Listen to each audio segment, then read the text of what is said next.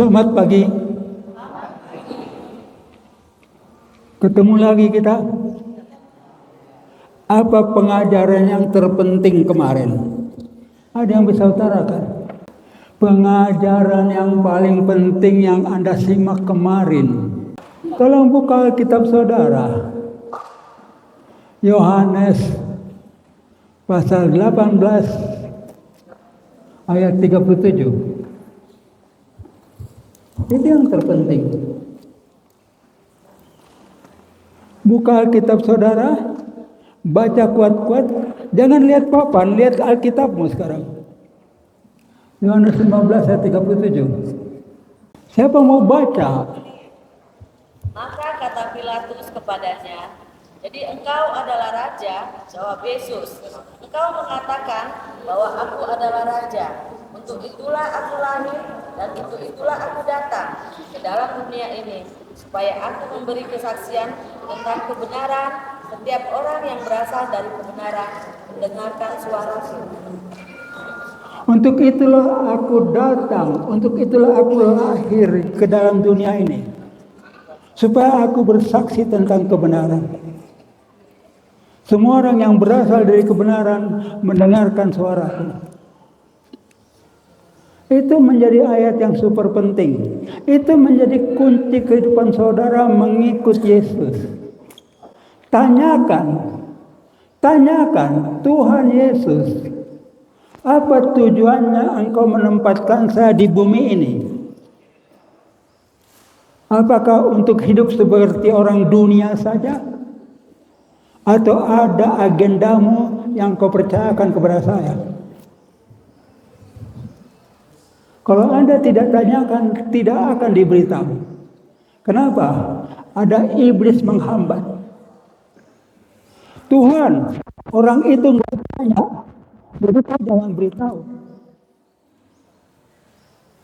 Ingat baik-baik, saudara minta apa saja kepada Tuhan, iblis siap menghadang. Kalau Anda tidak minta, iblis juga menghadang. Jangan dikasih tahu Tuhan, dia nggak tanya. Kalau Anda mau gagal dalam hidupmu, jangan tanya. Anda mau sukses, tanyakan Tuhan. Siapa yang sudah kerja di suatu perusahaan atau sebagai angkatan bersenjata, dia harus tanya atasannya. Bos, engkau menempatkan saya sekarang di Medan, Kuala Tungkal, apa tugasmu? Itulah pertanyaan anak buah yang setia. Dan hampir semua orang, termasuk saya, tidak pernah mempertanyakannya. Jalan aja sesuka hati saya. Hari ini saya mau jadi dosen. Nanti ke depan nanti saya jadi profesor. Saya nggak tanya Tuhan, lalu nggak dapat. Kenapa?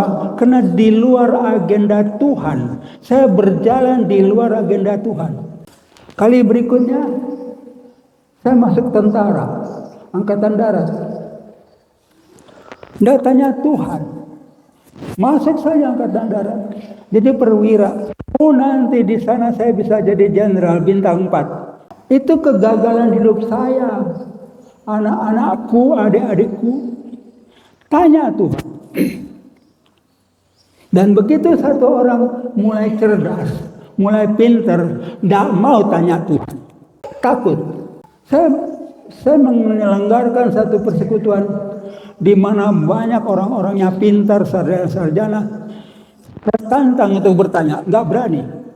Kenapa? Takut. Nanti kalau saya tanya Tuhan, apa yang harus saya lakukan hari ini? Lalu Tuhan ngomong, sumbang itu. Yang ngurusi orang-orang susah. Sumbang dia 20 juta. Kalau saya tanya nanti disuruh, lalu saya nggak bisa lakukan. Itu pernyataan bodoh. Kalau saya tanya Tuhan, lalu dia suruh sesuatu, lalu saya nggak bisa lakukan. Itu pertanyaan bodoh. Menganggap Tuhan itu bodoh. Saudara tanya Tuhan, dia akan beritahu sesuatu yang saudara mampu lakukan. Dia adalah Tuhan. Dia tahu kesanggupan saudara, kemampuan saudara. Dia tahu itu. Dia tidak akan menempatkan kuk yang lebih berat. Pikulah kuk yang kupasang dan belajarlah kepada aku. Karena aku lemah lembut dan rendah hati, maka jiwamu akan mendapatkan ketenangan. Kalau kau tanya cukup. Kalau kau nggak tanya nggak dikasih tahu. Sebab kuk yang kupasang itu ringan dan enak dipakainya. Itu janji Tuhan. Saya tekankan sekali lagi kepada saudara-saudara. Tanya Tuhan. Siapa yang punya pembantu rumah tangga di rumahnya? Pembantu yang baik dia akan tanya. Nyonya, hari ini kita masak apa? Bayangkan kalau Anda punya pembantu, dia nggak tanya. Diam-diam dia pergi ke dapur, dia masak masakannya, lalu ini nyonya saya sudah masak, makanlah. Enak digituin. Pembantu yang setia dia selalu tanya. Pagi-pagi bangun tidur, hari ini kita masak apa nyonya? Nggak tanya, nggak dikasih tahu.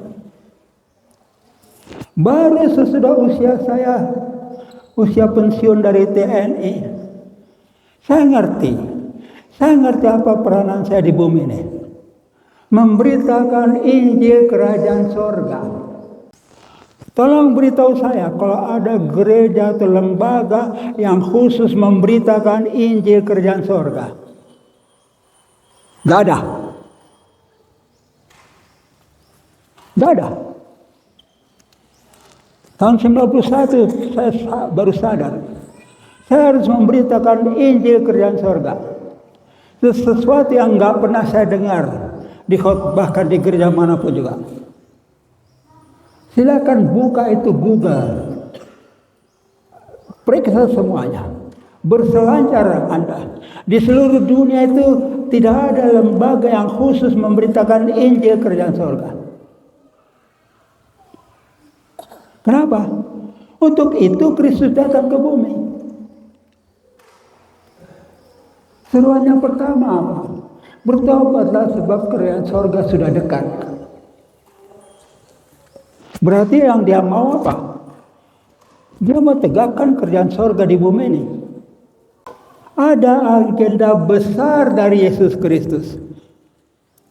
Aku datang ke bumi mau bersaksi tentang kebenaran. Berarti apa? Kesaksiannya 20-an orang nabi perjanjian lama sebelum Kristus. Itu belum beres, belum lurus. Aku datang mau meluruskan. Nabi sebelum Yesus Kristus yang diberitakan apa? Agama. Musa sebelum Yesus Kristus yang diberitakan apa? Agama. Yang terbentuk apa? Agama Yahudi yang mereka sembah siapa? Yahweh. Kemarin Anda kenyang nggak saya kasih sajian? Siapa Yahweh itu? Sudah duluan Yahweh itu bekerja dan menjadikan Alkitab itu panggungnya dia. Kemarin saya telanjangi. Siapa yang hadir kemarin? Atau banyak yang tidak hadir? Saya buktikan itu bahwa Yahweh itu adalah penjahat sebetulnya. Saya buktikan itu bahwa Yahweh itu pendendam. Kalau kau meninggalkan Yahweh, dia akan marah, dia akan menghajar kau. Baca lagi Yosua 24 ayat 19. Saya bukan asal ngomong, ada tercatat semua. Itulah Yahweh. Supaya saudara tahu, sejatinya Yahweh adalah antikristus. Saya paparkan kemarin. Yahweh katakan harus sunat. Dan dia sudah menang satu langkah. Kenapa? Yesus 8 hari disunat. Tapi Yesus tidak perintah Tidak ada perintahnya seluruh umat Kristiani supaya disunat. Tidak ada. Kenapa? Yesus Kristus tahu sunat itu asal usulnya dari mana. Bukan dari Abraham, dari Mesir. Dari Ur-Kasdim aslinya. Yesus tahu itu sunat itu adalah perjanjian kegelapan. Maka anak buahnya nggak boleh terikat kepada perjanjian kegelapan. Terikat kepada perjanjian terang. Akulah terang dunia. Ada ayat itu? Kalau belum tahu periksa. Yohanes 8 ayat 12. Akulah terang dunia. Tidak ada satu ilah pun berani mengaku akulah terang dunia. Allah nggak berani mengaku akulah terang dunia. Yahweh tidak mengaku akulah terang dunia. Nabi-nabi tidak ada. Hanya Yesus Kristus yang mengatakan akulah terang dunia. I am the light of the world. Renungkan. Kalau saudara sudah menyembah Yesus, stop. Itu dia. Betul. Kenapa matahari itu dihormati, dipuja-puja, disembah? Karena dia adalah menerangi dunia. Dia memberi kehidupan. Tanpa matahari tidak ada kita. Tapi Yesus Kristus kata, akulah terang dunia secara rohani. Secara fisik matahari. Ini masalah kita. Ngaku pengikut Yesus tapi tidak kenal siapa Yesus. Akhirnya diaduk-aduk dengan Yahweh, dengan Allah. Saya nyatakan di sini jelas-jelas. Allah itu setan. Siapa saya yang keberatan, silakan berdebat dengan saya. Pendeta mana hadirkan di sini. Ini masalah kita. Dan karena sudah berkeputusan saya memberitakan Injil Kerajaan Sorga, maka saya bentuk satu persekutuan di Jakarta. Persekutuan kaum Injil. Kecil. Gedungnya hanya ruko lantai 3. Kami beritakan Injil Kerajaan Sorga. Yang marah siapa? Setan. Ini kesaksian. Ini nyata. Persekutuan doa yang namanya Wisma Gembala di Jakarta yang kami mulai tahun 91 sampai tahun 2020 sudah ada 15 orang masuk penjara karena penginjilan. Cari buat saya, adakah gereja atau persekutuan yang anggotanya masuk penjara? Yang maksimum saya tahu ada 3 orang dari Cirebon masuk.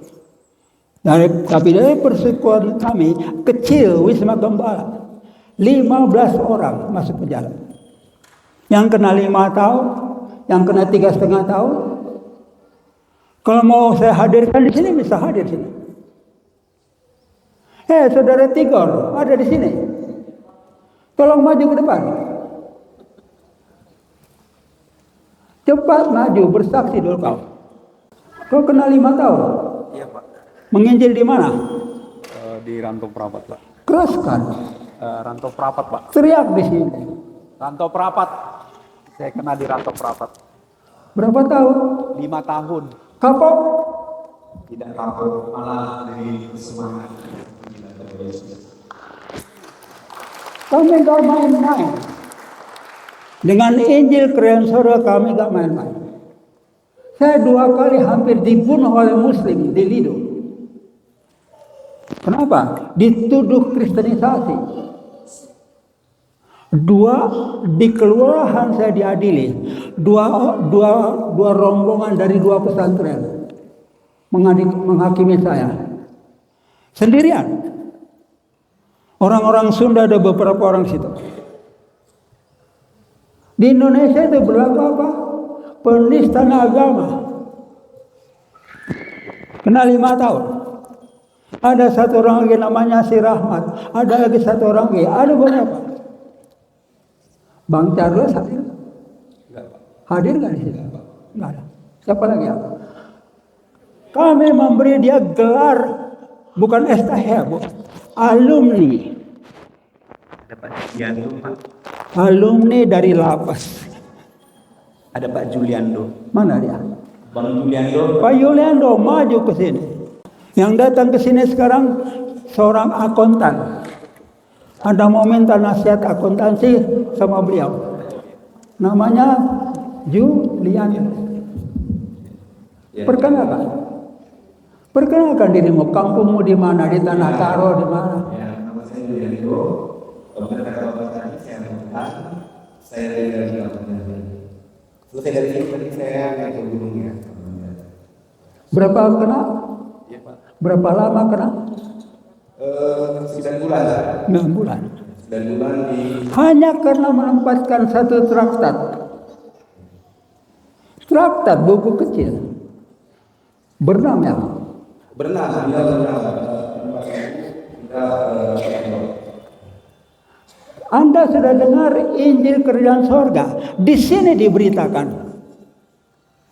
Dan itu bukan main-main. Ada lagi alumni di sini. Ada 15 alumni di sini. Alumni dari lembaga pemasyarakatan. Tolong seriuslah dengar Injil Kerajaan Sorga. Anda tidak akan dengar yang disampaikan di sini di gereja-gereja manapun juga. Jelas? Ada lagi hadir nggak lagi? Oh, kita berdua aja Pak. Perwakilan ya. Oke. Terima kasih banyak. Injil Kerajaan Sorga itu sangat dibenci oleh iblis. You memberitakan Injil, you masuk penjara. Kalau saya memberitakan agama Kristen di mana-mana aman. 2 kali saya hampir dibunuh. Karena dituding memberitakan kekristenan katanya. Tempatnya di Lido. Mana? Ambil contohnya. Saya duduk di kursi sendirian. Kursi terdakwa sendirian. Kami membangun suatu kompleks rumah doa di lereng Gunung Salak. Lebih sejuk dari di sini. Pemandangan sangat indah. Kami bangun itu perawatan orang stres. Tetapi karena dia ada di lereng Gunung Salak, orang-orang Sunda Muslim yang dari lereng bagian bawah kadang-kadang mencari hasil hutan melewati kemah Boas. Namanya kemah Boas. Pulang dari mencari hasil kekayaan alam, cari madu, cari burung, cari apa. Tengah hari pulang ke bawah, capek, mereka mampir di kemah Boas. Kami sedang makan siang, kami ajak makan siang. Anda mengaku pengikut Yesus, pancarkan kasih karunia. Kalau tidak bisa pancarkan kasih karunia, sama juga bohong. Saya minta tolong, bacakan lagi dengan suara keras. Yohanes pasal 1 ayat 14. Yohanes pasal 1 ayat 14. Firman itu telah menjadi manusia dan diam di antara kita.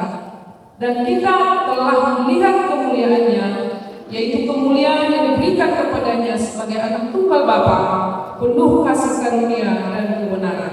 Ada Bapa, ada anak tunggal Bapa, Yesus Kristus. Dari Bapa itu dikaruniakan kasih karunia dan kebenaran. Jadi kemuliaan Bapa adalah kepenuhan akan kasih karunia dan kebenaran.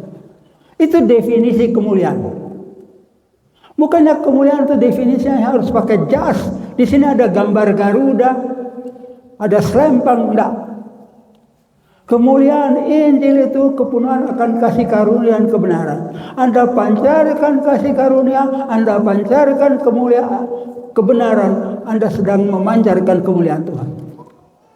Tolong pembaca berikut, pembaca yang tadi, bacakan lagi sekarang.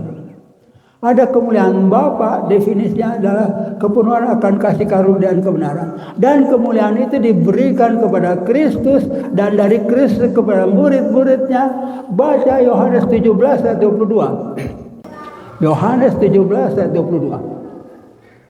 Kenapa? Yohanes 17 ayat 22, dan aku telah memberikan kepada mereka kemuliaan yang Engkau berikan kepadaku, supaya mereka menjadi satu, sama seperti kita adalah satu.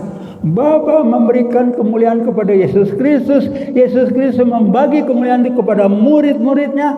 Dan kemuliaan itu adalah pancaran kasih karunia dan kebenaran.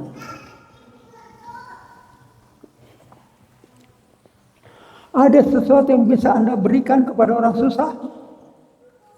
Ada sesuatu yang bisa Anda... Jangan pergi. Tetap di situ.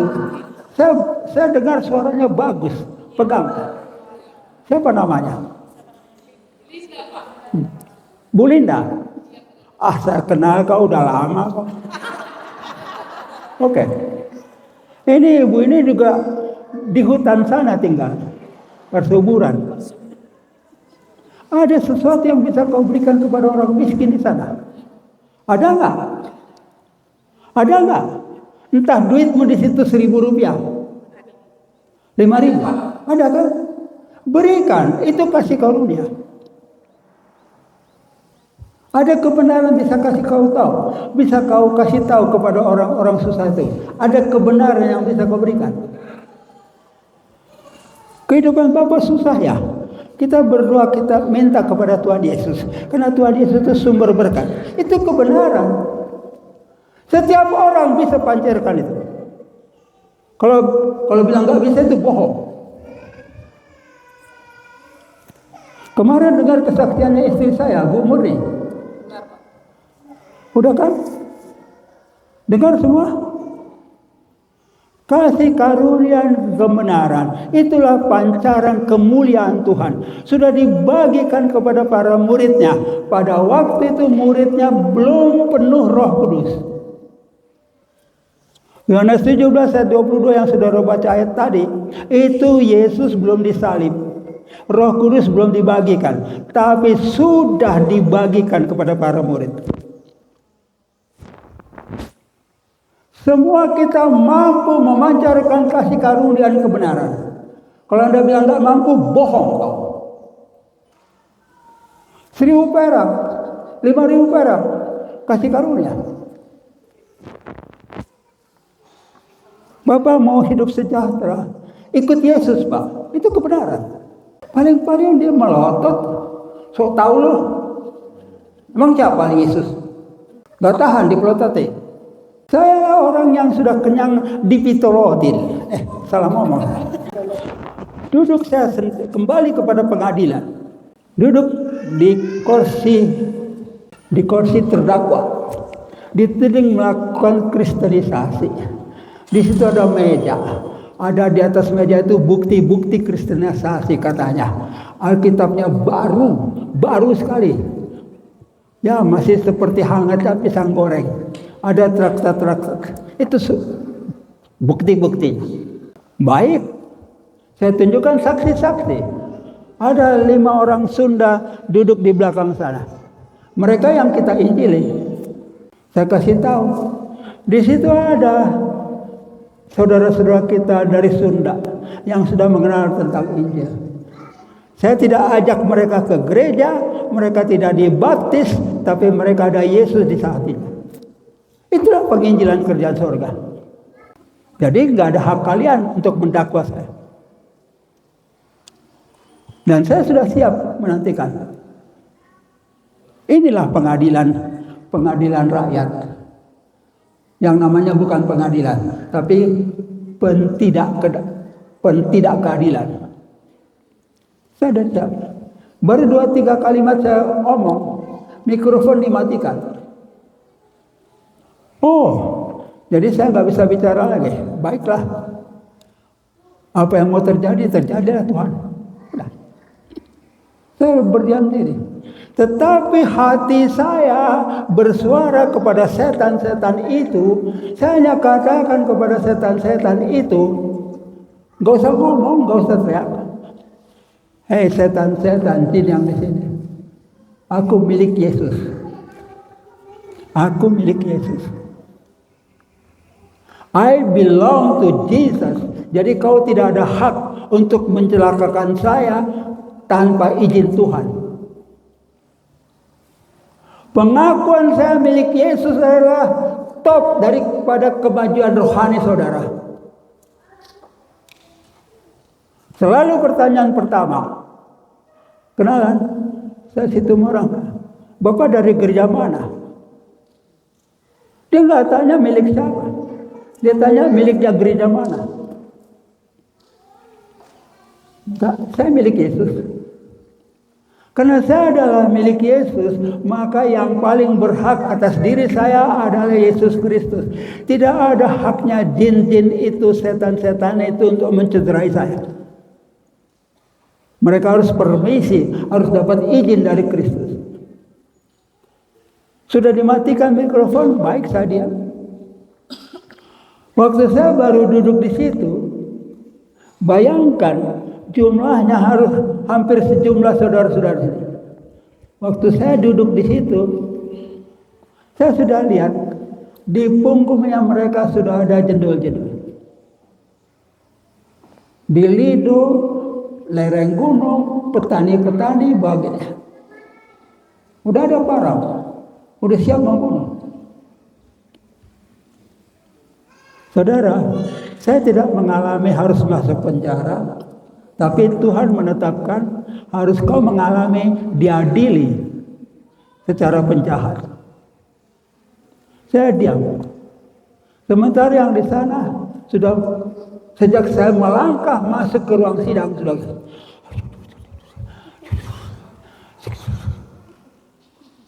Gak tahu, dia nggak tahu, saya nggak tahu dia sebut apa. Mungkin dia bilang sik-sik si batu mandikam tibal bal. Harapan mereka saya terbanting dari kursi.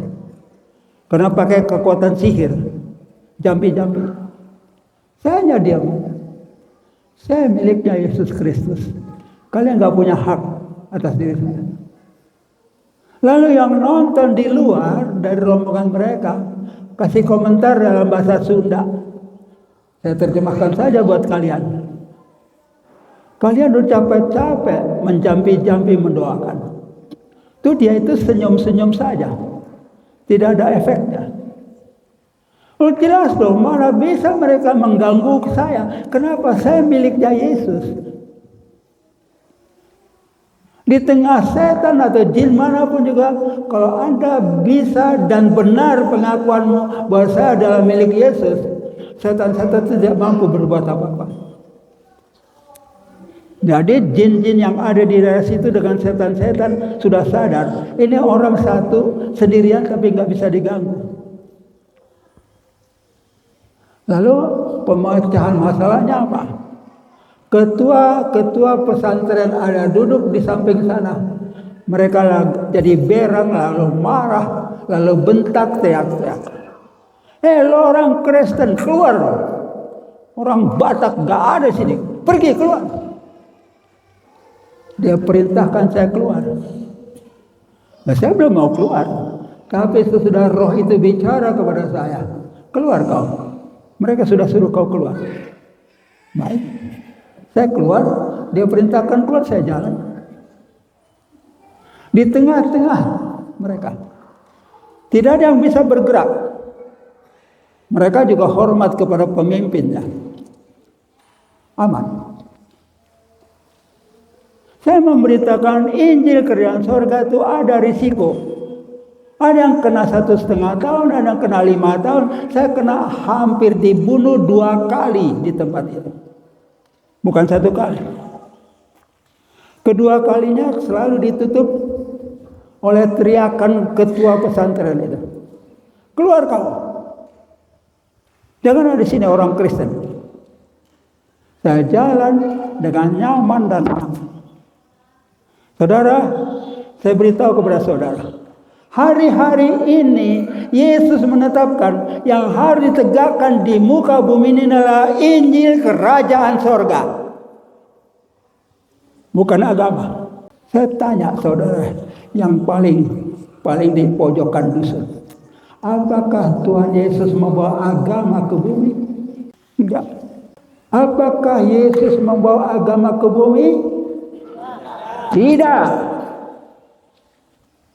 Jadi kalau kau masih tinggal di agama-agama itu, kau sesat. Makanya orang Sunda itu kami tidak ajak untuk dibaptis, kami tidak ajak ke gereja. Mereka adalah pengikut Yesus yang sejati. Sudah dekat waktunya agama kamu dihapuskan dari muka bumi ini. Saya udah keluar teks ini. Saat ini sedang bersiap-siap akan adanya pertarungan yang dahsyat. Yang pegang Google sekarang, Anda boleh cari itu, klik itu, dunia tahun 2030. Dunia tahun 2030. Apa yang akan terjadi di bumi ini?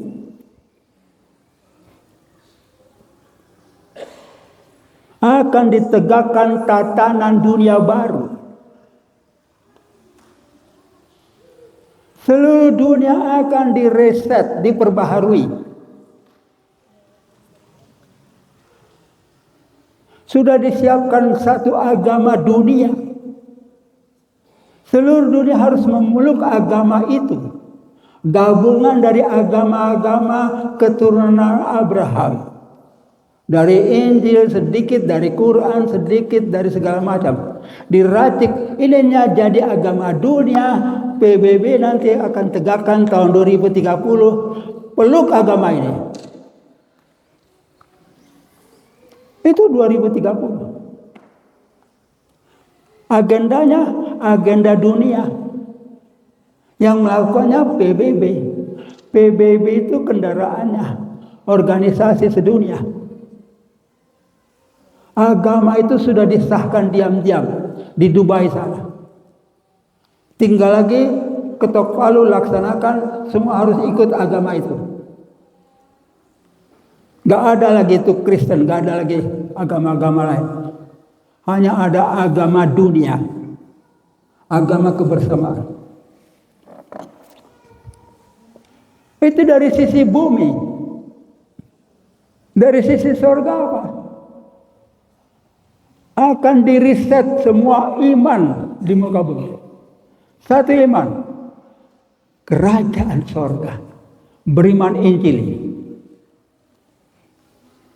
Yang akan berlangsung nanti Injil kerajaan sorga. Jadi dari dunia ada agama dunia, dari sorga ada Injil kerajaan sorga. Tahun 2030 ini diresmikan. Tahun 2030 juga Kristus akan datang kedua kali membubarkan tempur. Siap-siap. Hanya 5 tahun dari sekarang. Ada yang mengutip barangkali Matius 24 dan 36. Tidak ada yang tahu waktunya. Anak manusia tidak tahu. Yes, saya juga tidak katakan waktunya kayak apa. Yang saya katakan waktunya pemberontakan dunia itu memuncak, kesombongan antikristus memuncak, meninggi, mau mengalahkan Tuhan. Waktunya itu 2030 kalau mereka tidak tunda. Dan saya ngerti pikiran Kristus. Cara bekerjanya sorga atau Bapa Sorgawi. Pada saat ketongkaran meningkat, dilibas. Kalau belum terlalu meningkat, dibiarkan. Waktu dia meningkat, mau menyamai Tuhan, dilibas. Itu cara kerja Tuhan. Tuhan tidak pakai kalender, ingat baik-baik. Di sorga tidak ada kalender. Jadi Tuhan mengamati kejahatan di bumi. Anda boleh baca diam-diam di situ, gak sempat kita bahas. Yesaya 14 ayat 12 sampai 15. Kecongkakan iblis meningkat tinggi, dia dilibas. Wah, engkau sudah jatuh, hai bintang timur putra fajar. Engkau yang tadinya hendak masuk singgasana, mengatasi bintang-bintang Tuhan, hendak naik mengatasi menyamai yang maha tinggi. Sebaliknya ke dalam dunia orang mati kau diturunkan, ke tempat yang paling dalam di liang kubur. Kesombongan iblis meningkat, antikristus meningkat, ketongkakannya baru dilibas. Mau menyamai Tuhan. Kesombongan iblis meningkat, dilibas. Itu terjadi juga pada Matius pasal 4 ayat 9. Di situ kecongkakan iblis meningkat. Dia mencoba Yesus, lalu dikatakan, seluruh dunia ini aku berikan kepadamu, asal engkau sujud menyembah. Sombong.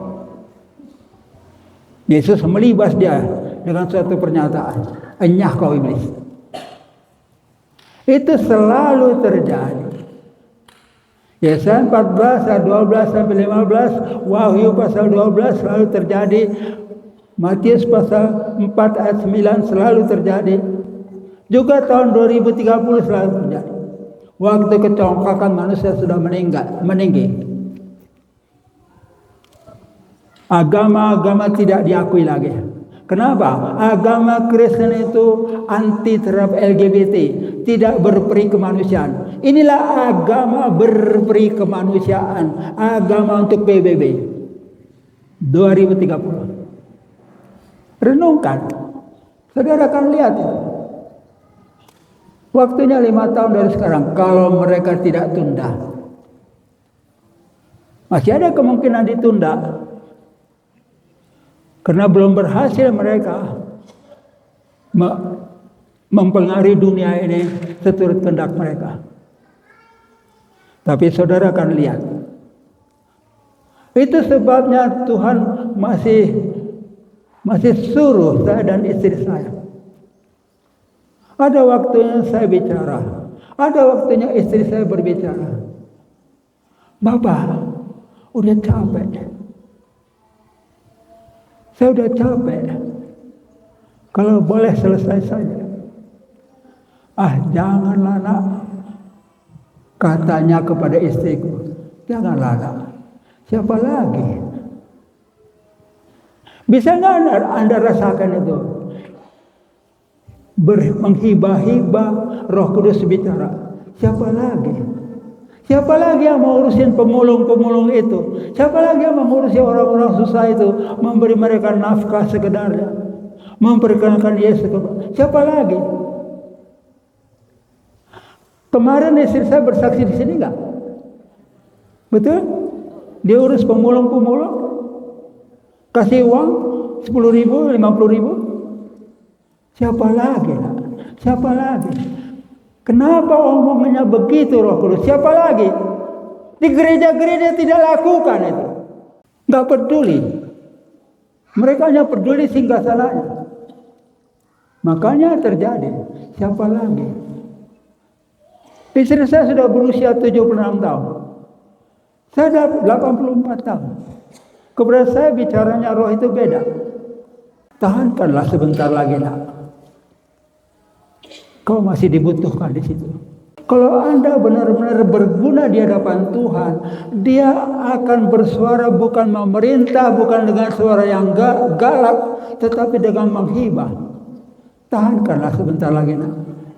Ada agenda di bumi ini. Ada agenda PBB dengan kejahatannya. Ada agenda Kristus dengan kasih karunia-Nya. Dua agenda sedang bertarung. Lalu Anda di mana?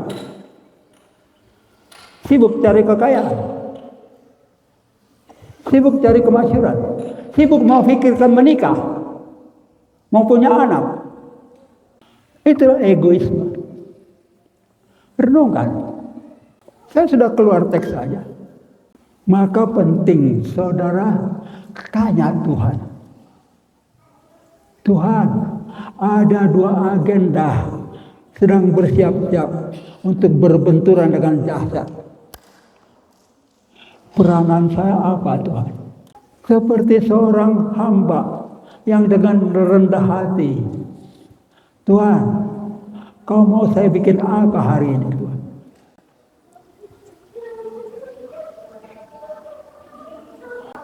Renungkan. Supaya jangan terjadi hidupmu sia-sia. Yang tidak mau tanya, dia akan hidup nasibnya seperti kodok yang gak mau bertanya.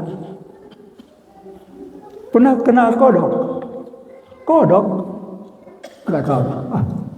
Nyebrang, loncat. Di situ mobil lewat. Mati deh.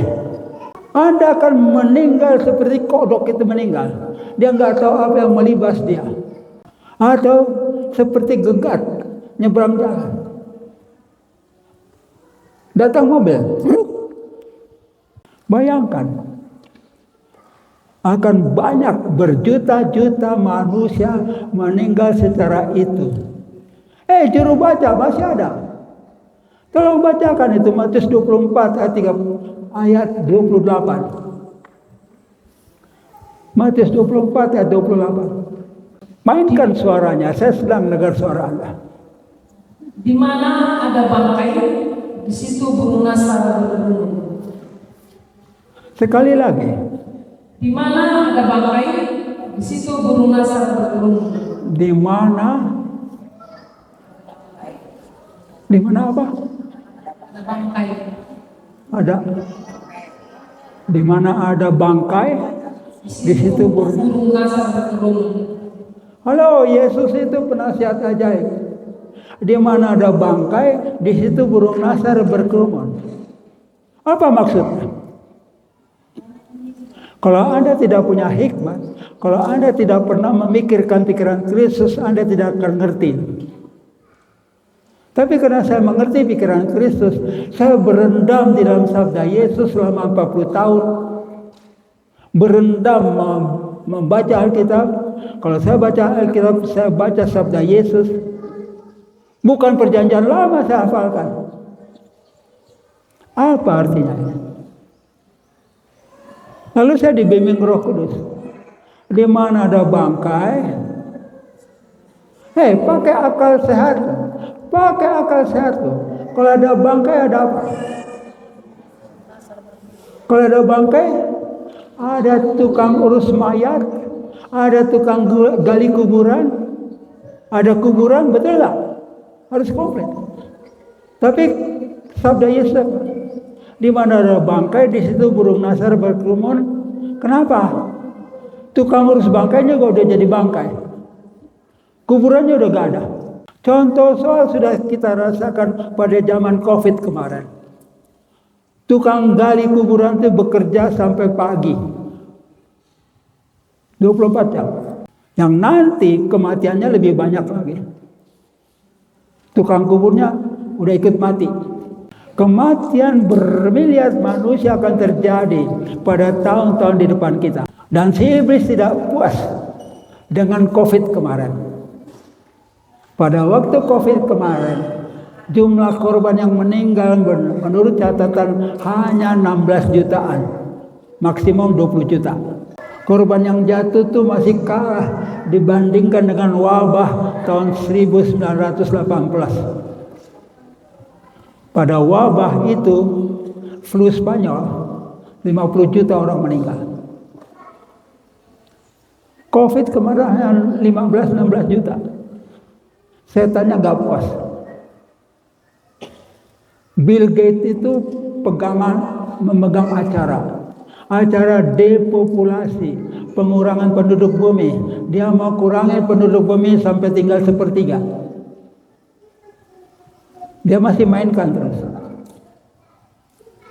Cara-cara membunuh manusia, dia mainkan itu secara tidak bisa ditindak oleh hukum.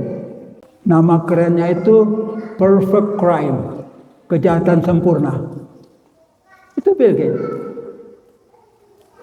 Sekarang dia mau bikin di Indonesia itu vaksin TBC.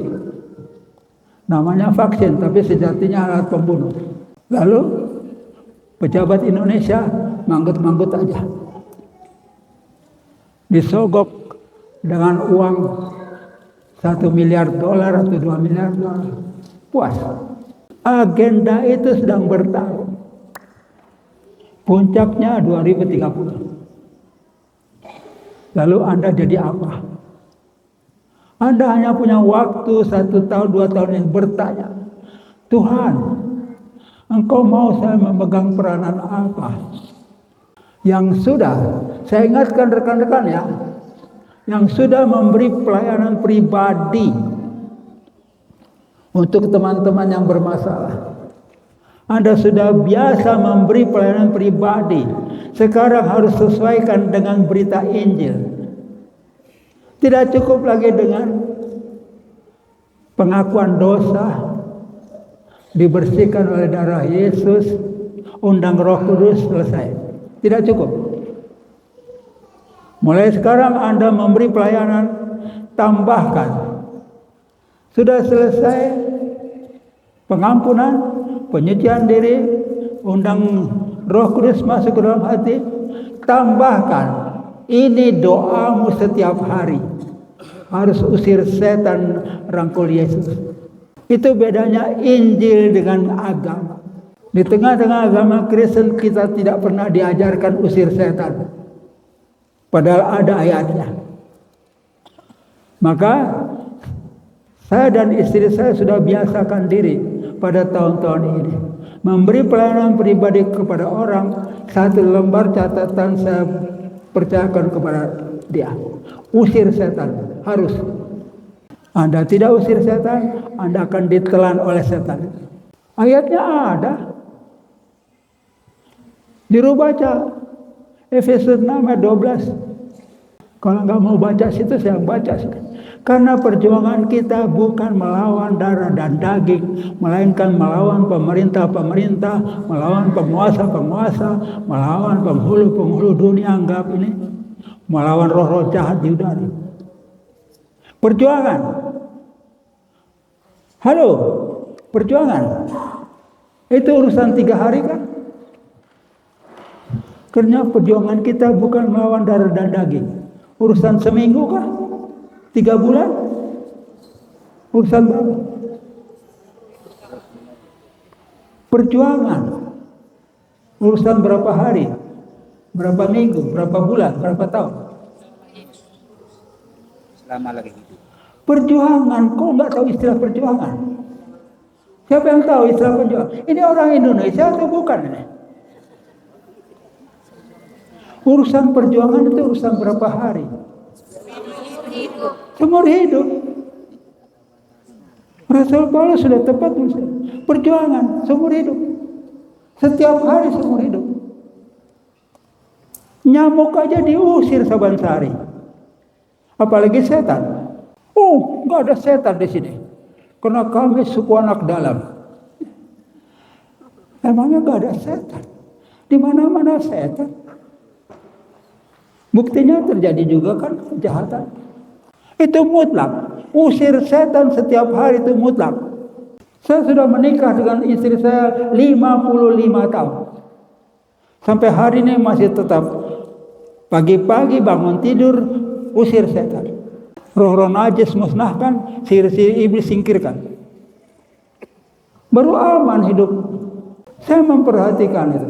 Siapa saja yang malas melakukannya, besok lusa muncul pergumulan dalam hidupnya. Bangun tidur usir setan.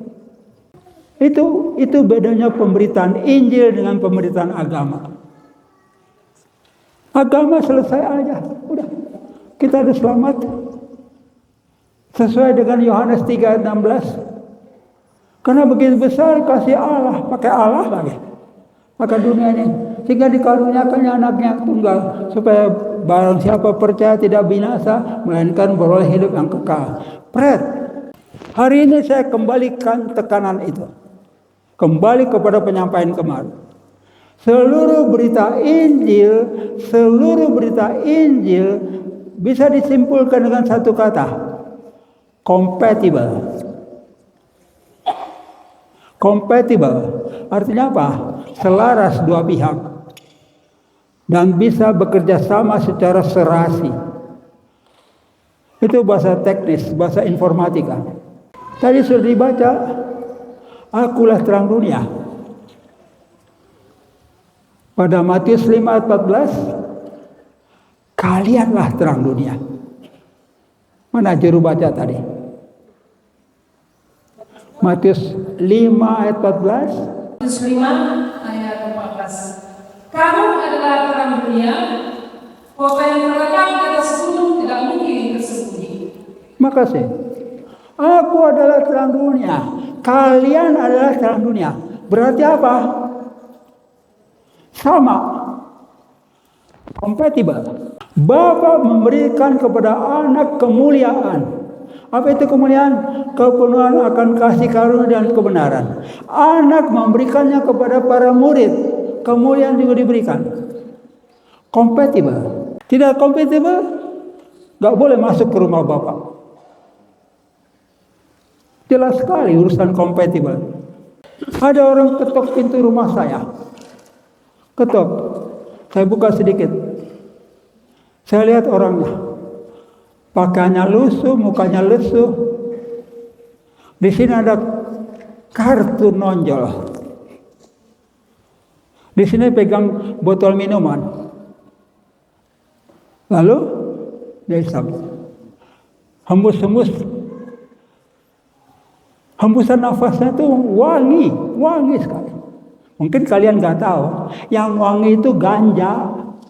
Seketika itu juga saya tutup pintu. Prek, nggak terima tamu. Loh kenapa?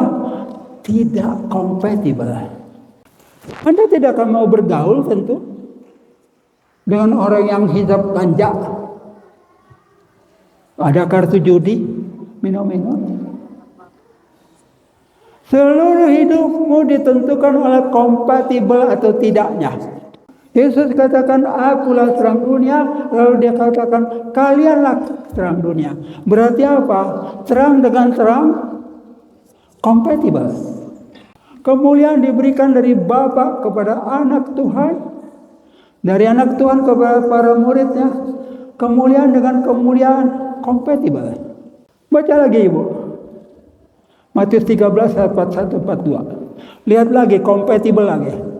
Matius 13 ayat 41-42. Anak manusia akan menyuruh malaikat-malaikatnya dan mereka akan mengumpulkan segala sesuatu yang menyesatkan dan semua orang yang melakukan kejahatan dari dalam kerajaannya.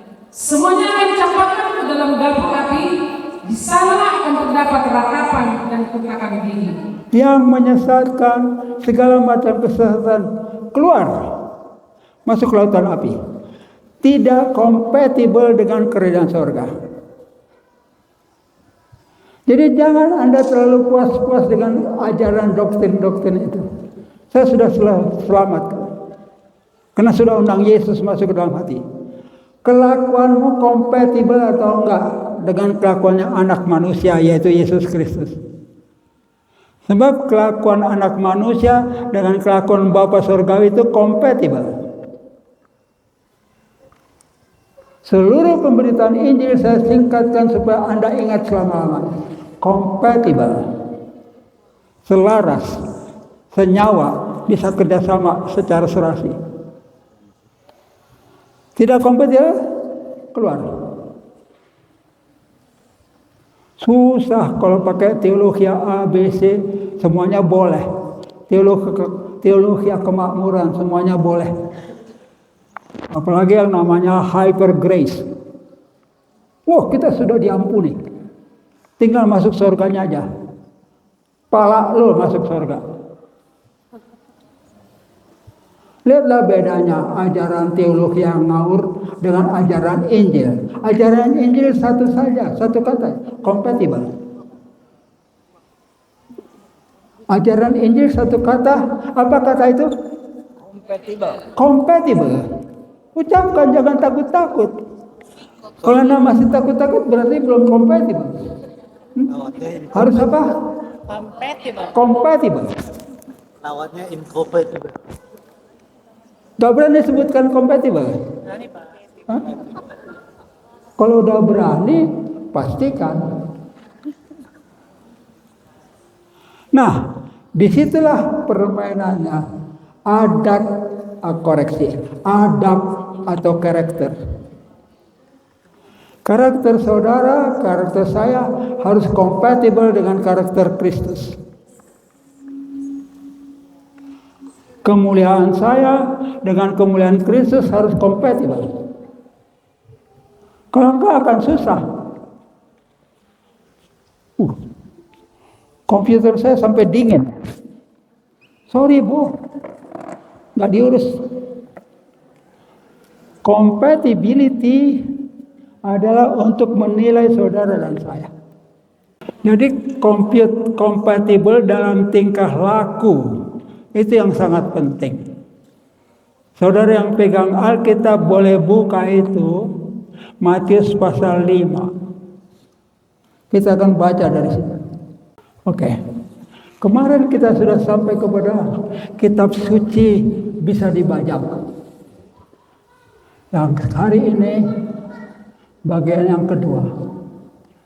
Yang membajak kitab suci itu adalah Yahweh. Bagian ini adalah aku terang dunia.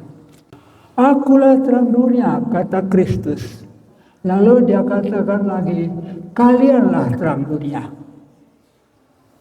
Mari baca Yohanes 8 ayat 12. Ya, maka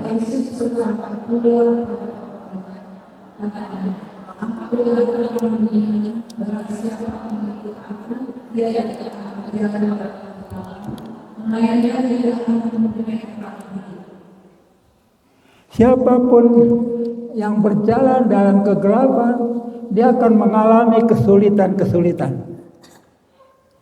Tuhan Yesus tidak pernah bohong. Barang siapa mengikut aku, dia tidak akan berjalan dalam kegelapan.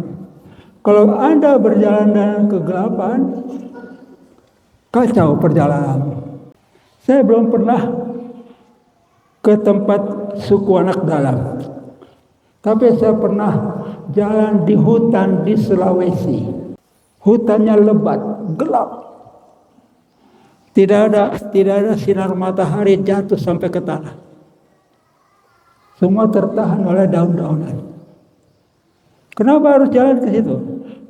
Kami mau mencari pohon kayu hitam. Jalan di tempat gelap, nggak ada sinar. Mungkin ada kelihatan sekilas, ada yang melintang. Lalu saya injak, bisa terjadi itu ular, cuk,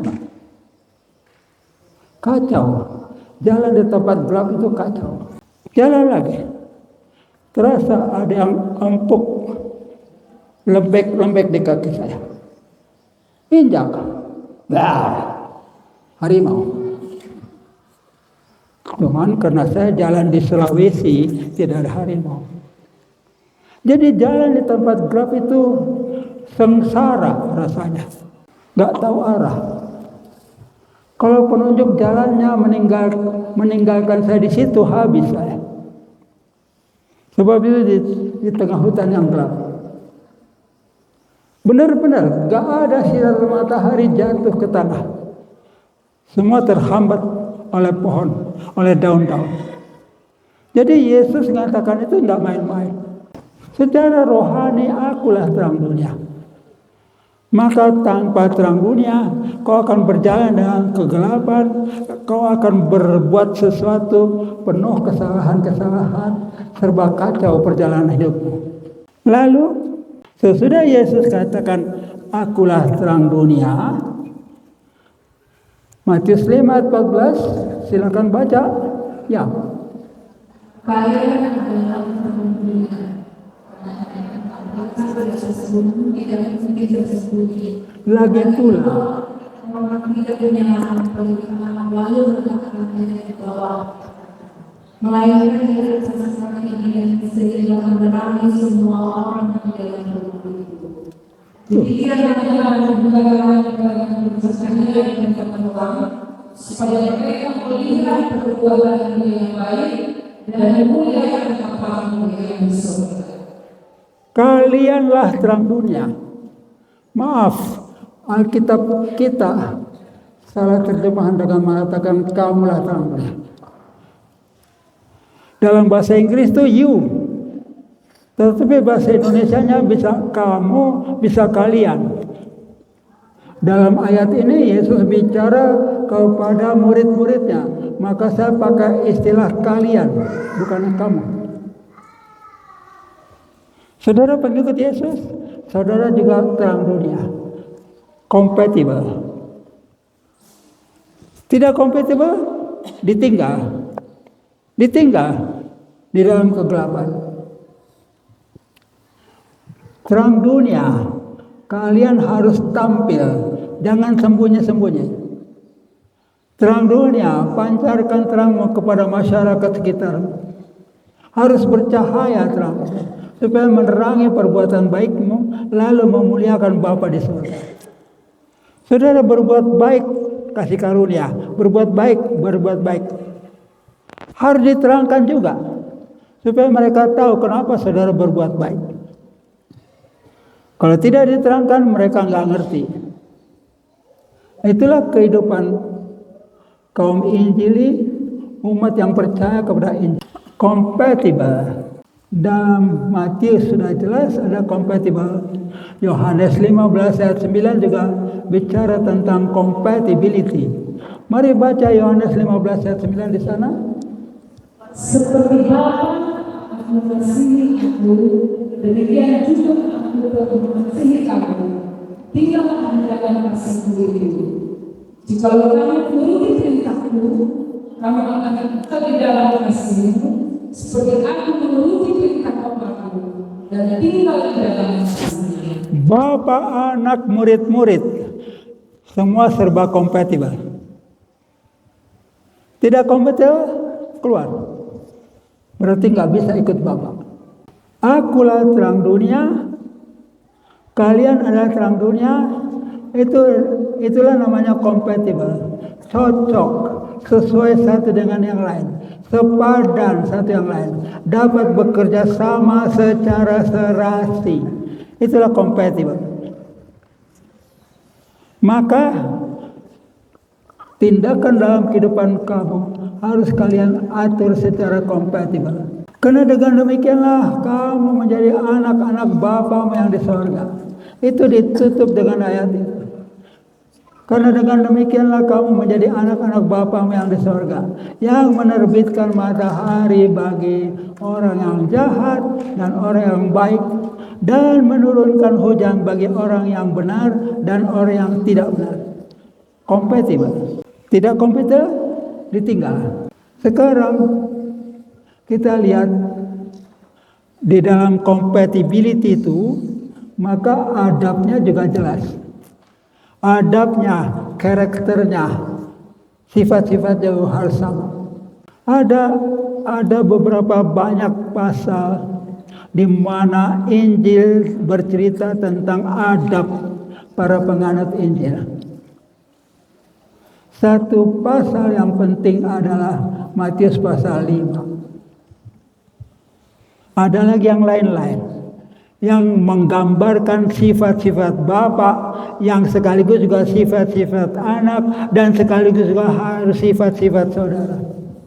Dan compatibility itu dicatat jelas pada Matius pasal 5, pasal 6, pasal 7. Yang di dalam Alkitab standar tercatat itu sebagai khotbah di bukit. Di dalam khotbah di bukit itu banyak sifat-sifat dirumuskan yang harus kita ikuti. Mari kita baca sekarang beberapa sifat yang Yesus sampaikan.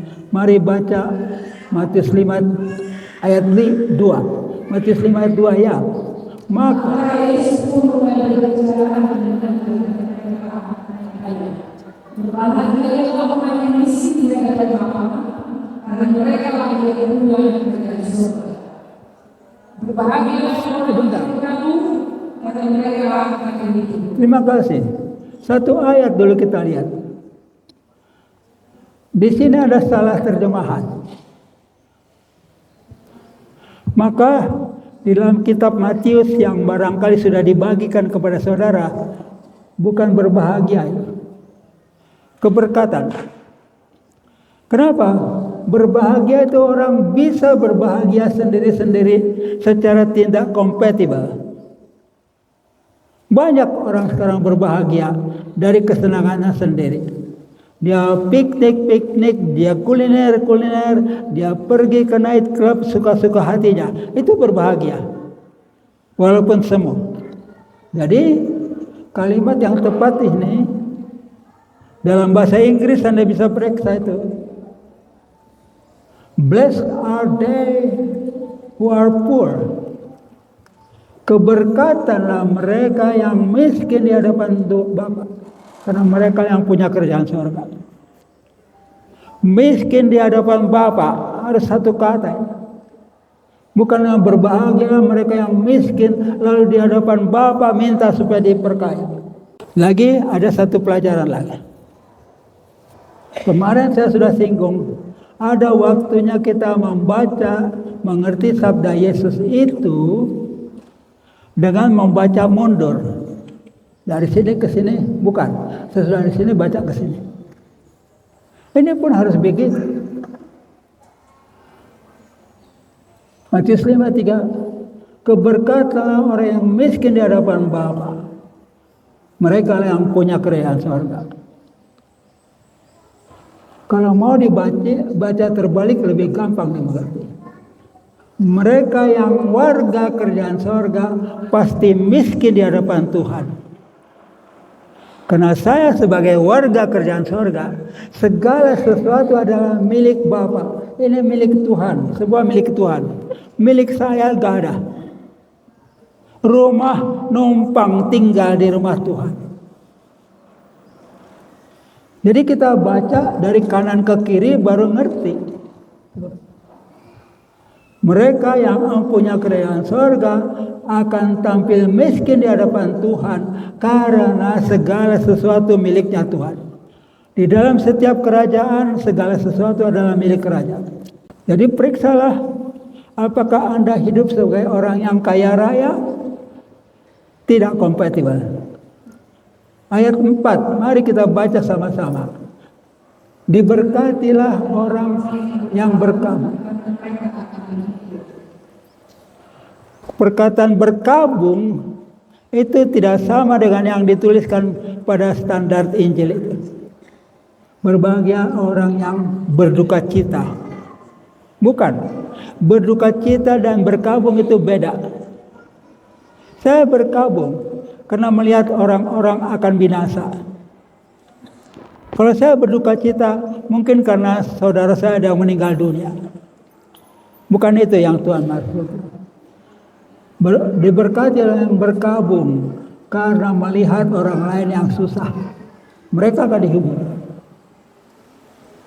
Matius 5:5, mari baca 1-2 ya. Berbahagialah orang yang halo. Mari baca sama-sama Matius 5:5. Keberkatanlah orang yang berpribadi lembut, karena mereka akan mewarisi. Yang lemah lembut. Orang-orang Batak, latih dirimu supaya lemah lembut. Jangan selalu keras. Kenapa begitu?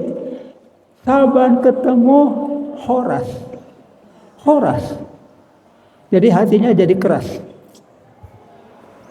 Jangan Anda lihat kata Horasnya saja. Horas itu sebagian dari kalimat panjang.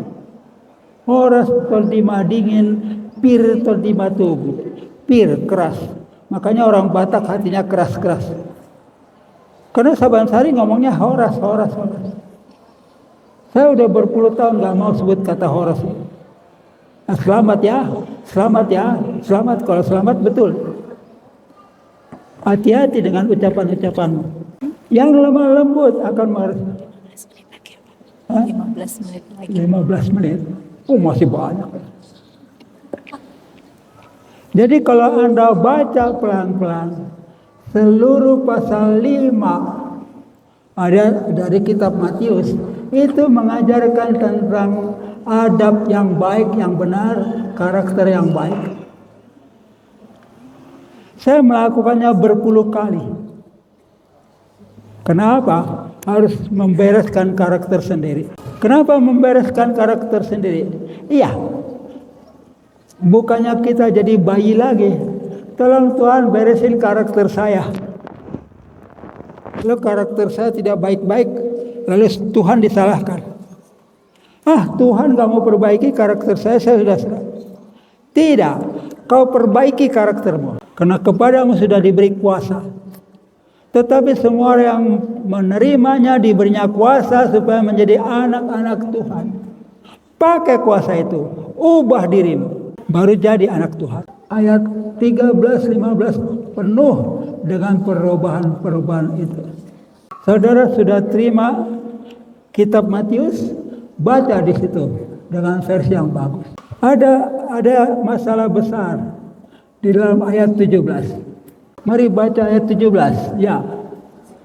Janganlah kamu menyangka bahwa aku datang untuk menyediakan hukum Taurat atau kitab perjanjian. Aku datang bukan untuk menyediakannya, melainkan untuk melengkapinya. Ketika saya bertugas menerjemahkan ulang, saya baca Alkitab, saya baca bahasa Inggrisnya, nggak ada Taurat,